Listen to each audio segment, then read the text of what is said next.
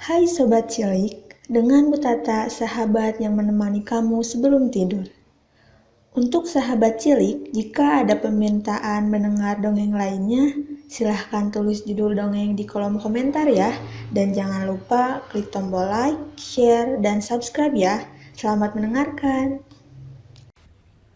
Asal muasal Bukit Kancah. Di dalam sebuah hutan yang lebat di negeri Tanjung, hidup 3 orang kakak beradik. Kakak sulung dan kakak tengah adalah laki-laki, dan si bungsu seorang perempuan.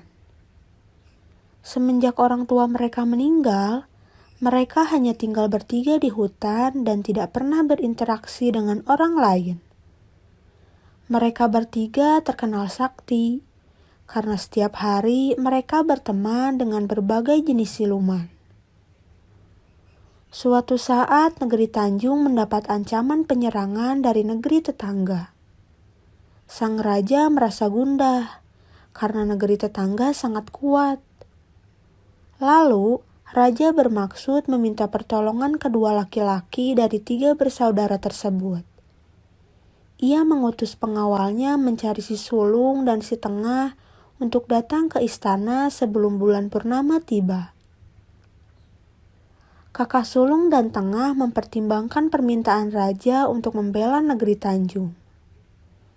Namun mereka ragu meninggalkan adik bungsu mereka sendirian di hutan. Kakak sulung dan tengah khawatir adik mereka akan diganggu oleh makhluk lain atau binatang buas. Kemudian mereka bertiga berunding mencari jalan terbaik untuk keselamatan adik mereka. Kak, begini saja. Selama kita pergi, adik bungsu kita tutup dengan sebuah kancah atau kuali yang besar. Lalu kakak bacakan mantra, sehingga adik tidak akan dapat dilihat oleh makhluk apapun, kata kakak tengah. Idemu bagus, Dik. Baiklah, sebelum besok kita berangkat ke istana, kita lakukan idemu itu, kata kakak sulung. Hari berganti dan kedua kakak beradik ini harus segera menuju ke istana. Ketiga bersaudara itu duduk berkeliling. Mereka berpegangan tangan dengan sedih karena sebentar lagi akan berpisah dengan adik bungsu mereka. Selama ini mereka tidak pernah terpisahkan. Mereka berpelukan sambil menangis. Tibalah saatnya kakak tengah mengambil sebuah kancah dan menutupkannya dengan tubuh si bungsu di dalam kancah tersebut. Lalu kakak sulung membacakan mantra di hadapan kancah yang berisi adik mereka. Setelah selesai membacakan mantra, kancah tersebut menghilang dari pandangan. Nah, adikku sayang, sekarang kau aman, karena tiada seorang pun yang dapat melihatmu. Kakak berdua akan segera kembali padamu, kata kakak sulung. Dengan perasaan sedih, kakak sulung dan kakak tengah meninggalkan si bungsu. Mereka menuju istana dan siap untuk membantu kerajaan menghadapi musuh. Kakak beradik ini ditunjuk sebagai panglima perang oleh raja. Dengan kehebatan mereka dan juga bantuan dari para siluman hutan, mereka berhasil memenangkan pertempuran. Setelah memenangi pertempuran ini, raja mengangkat keduanya menjadi halu balang istana. Hal ini membuat iri beberapa halu balang lainnya. Kemudian para hulu balang berusaha menjatuhkan kakak beradik itu dengan bekerja sama dengan musuh untuk menghancurkan negeri Tanjung. Raja negeri Tanjung meminta mereka untuk menghadapi serangan para hulu balang yang sudah berkhianat. Kakak beradik yang sakti itu merasa ragu, karena mereka akan berhadapan dengan kawan-kawan mereka sendiri. Raja membujuk mereka untuk segera bertindak. Dalam pertempuran ini, kakak sulung gugur karena ia tidak bisa menggunakan kemampuan mantranya dalam keadaan masih penuh keraguan untuk berperang melawan kawan-kawannya sendiri. Kakak tengah sangat terpukul dengan kematian kakak sulung. Ia lalu berusaha sekuat tenaga memenangi pertempuran tersebut hingga akhirnya negeri Tanjung pun berhasil mengalahkan musuh.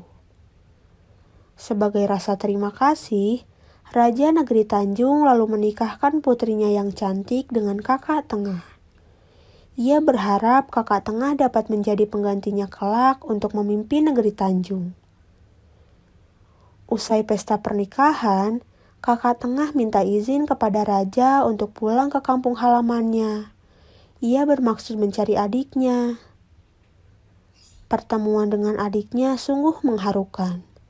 Kakak tengah menangis sambil memeluk kancah besar yang dipakai untuk menutupi adiknya. Kini adiknya tidak dapat terlihat lagi, karena hanya kakak sulung yang bisa membacakan mantranya. Ia hanya dapat mendengar suara adiknya tanpa bisa melihat wujudnya lagi. Si tengah menangis sambil memeluk kancah tersebut. Kepada adiknya, ia menceritakan bahwa kakak mereka telah tiada. Si bungsu menangis terseduh-seduh. Mereka saling melepas rindu dengan bercakap-cakap.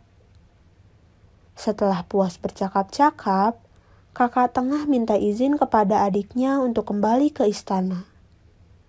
Tunggulah adikku, kakak pasti akan mencari cara untuk membebaskanmu sehingga kau dapat terlihat kembali. Janji kakak tengah.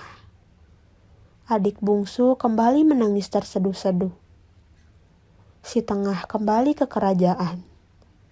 Ia terus berpikir bagaimana cara menyelamatkan adiknya. Namun sampai bertahun-tahun ia belum menemukan caranya.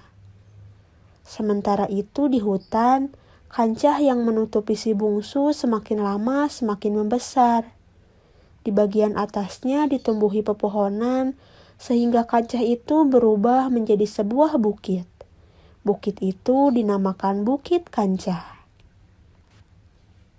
Pesan moral dari dongeng ini adalah kita harus selalu menyayangi saudara kita. Jangan mengorbankan persaudaraan untuk kepentingan pribadi.